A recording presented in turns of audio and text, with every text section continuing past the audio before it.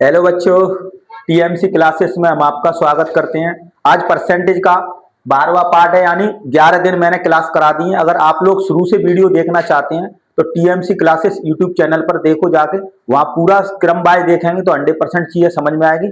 आज परीक्षा पर आधारित प्रश्न है, जो हाल फिलहाल में जो पूछे गए हैं, जो एनटीपीसी में पूछा गया 2026 में। ये क्वेश्चन बच्चों को अक्सर प्रॉब्लम हो रही थी और ये तीनों क्वेश्चन कवर हो जाएंगे तो ये टॉपिक खत्म हो जाएगा। 4 दिन का और टॉपिक बचा है तो ये परसेंटेज खत्म हो जाएगा। उसके बाद प्रॉफिट लॉस चालू करेंगे ऑनलाइन में। और आप लोग बोल रहे थे शॉर्ट वीडियो में सर समझ में नहीं आता है, प्रॉफिट लॉस पढ़ाएंगे तब पूरा डिटेल बताते हैं कैसे होता है। ये शॉर्ट में ट्रिक कैसे होती है, मेथड ही होती है बहुत जल्दी में। और वैसे मैं समझाने की कोशिश करता हूँ, शॉर्ट वीडियो में 100% फायदा होगा। शॉर्ट वीडियो में जो रिपीट क्वेश्चन होते हैं, बार बार वही क्वेश्चन कराए जा रहे हैं। आज भी शॉर्ट वीडियो में ऐसे क्वेश्चन है जो अभी पूछे गए हाल फिलहाल एनटीपीसी में जो पेपर चल रहा है उसके बेस पर क्वेश्चन है। बच्चों को अक्सर प्रॉब्लम थी, डाउट थे, तो आज वो क्वेश्चन कराएंगे शॉर्ट वीडियो में। और ये आप अपने टॉपिक पे आते हैं, परसेंटेज परीक्षा पर आधारित प्रश्न है। एक बार क्वेश्चन पढ़ो, आप लोग 100% चीजें समझ में आती हैं। अगर देखो शुरू से देखेंगे तब चीज समझ में आती है। गणित का नियम ये कहता है शुरू से बारी बारी से देखो तब चीजें समझ में आएंगी। और मेरा प्रयास यही रहता है कि 100% चीजें समझ में आए और जल्दी से जल्दी सॉल्व करें क्वेश्चन और शॉर्ट मेथड बताए जाए। अब देखो क्वेश्चन पढ़ो आप लोग। एक परीक्षा में उत्तीर्ण होने के लिए 40% अंक लाना आवश्यक है। एक विद्यार्थी ने 2 से 48 अंक प्राप्त किए तथा 12 अंकों से अनुत्तीर्ण घोषित कर दिया गया। बताइए कि परीक्षा का पूर्णांक क्या है। देखो, मान के चलो उसने उत्तीर्ण होने के लिए एक्स, पहले मैं थोड़ा वैसे बता दूं, एक्स है, एक्स एक्स का कितना लाया, 40% लाया। अगर मान के 40% लाया एक्स का, 2 से 48 अंक प्राप्त किए, अगर 12 अंकों से अनुत्तीर्ण घोषित कर दिया गया, अगर इसको 12 अंक और मिल जाएंगे तो ये पास हो जाएगा।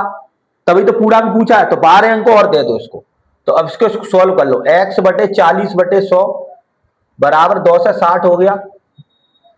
2 से 60 हो गया, जोड़ो इसको, 2 से काट दो 5 बार, 40 से काटो 2 बार, 20 से 2 बार काटो, 20 से 5 13 बार, 13×5 65, यानी 650 पूर्णांक हो गया इसका। ये फर्स्ट टाइप का क्वेश्चन बनता है। आंसर कितना हो गया, 650।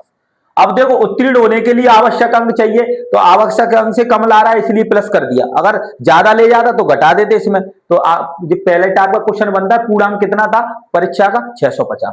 अब ये दूसरे क्वेश्चन है ना, और तीसरा क्वेश्चन एनटीपीसी में भर भर के आ रहे हैं। जो क्वेश्चन ग्रुप डी में भी पूछा गया है, पढ़ो इनको, मैं कराऊंगा फिर बहुत तरीके से शॉर्ट से कराऊंगा इसको। देखो दूसरा क्वेश्चन पढ़ो, 3 क्वेश्चन है इसमें, तीनों क्वेश्चन कवर हो जाएंगे आप लोगों को। ये पूरा टॉपिक आज ही कवर हो जाएगा। एक दिन का लेक्चर देख लेना, पूरा 100% समझ में आएगा परीक्षा पूरा।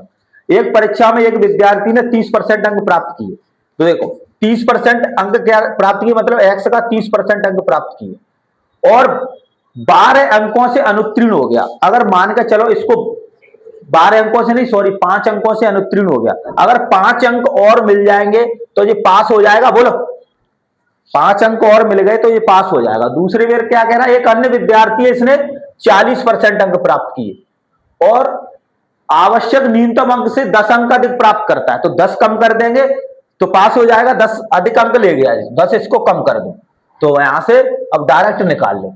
पहले 3 क्वेश्चन निकालने, पहले परीक्षा का पूर्णांक निकालेंगे, फिर उत्तीर्ण होने के लिए आवश्यक अंक क्या है, फिर उत्तीर्ण होने के लिए आवश्यक प्रतिशत क्या है। ये सब निकाल लेंगे तो पूरा आंसर निकल जाएगा। देखो अब ये वैसे डायरेक्ट में ऐसे कहे थे, ये दोनों का अंतर ले लो, तो x 10% का अंतर आ गया, ये दोनों अंतर में जुड़े जाएंगे।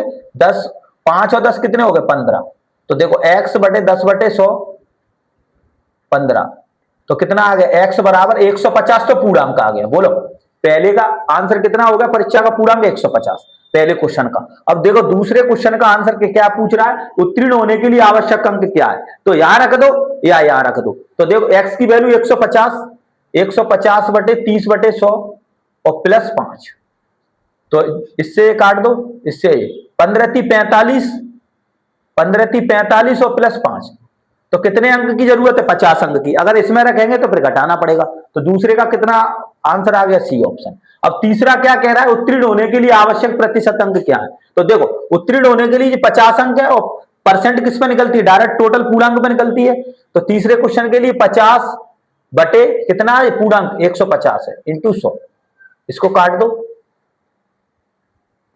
1/3 यानी 100/3 का मतलब कितना हो गया? 33 सही, 1/3 पास होने के लिए आवश्यक अंक चाहिए। तो आंसर क्या हो गया? A option. इस तरीके से आंसर निकाल सकते हैं। तीनों क्वेश्चन के आंसर हो गए और ये मोस्ट इंपोर्टेंट क्वेश्चन है, ये आते ही हैं और ये क्वेश्चन 2026 में बहुत बार रिपीट हुआ है। तीसरा क्वेश्चन इसको पढ़ो, तीसरा क्वेश्चन पढ़ कर देखो।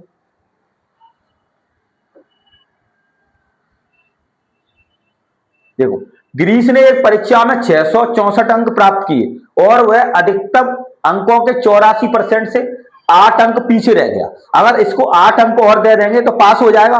तो देखो, एक्स का 84% अंक प्राप्त किया, ऐसे कर लो।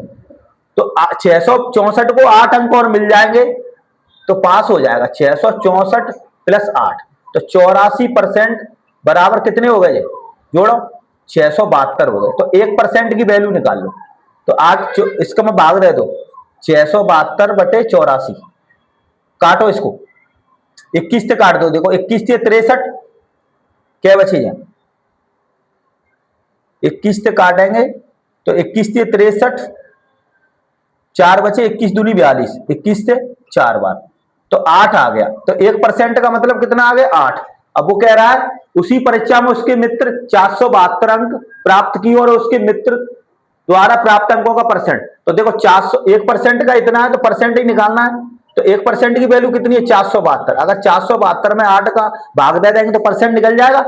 तो परसेंट निकालो, 472 में 8 का भाग दो, 8 पंच 40, क्या बचे? 7, 8 नम 72। तो 59% नंबर लाने पड़ेंगे परीक्षा में। उसका उसके मित्र द्वारा प्राप्त अंकों का परसेंट कितना है? 59%।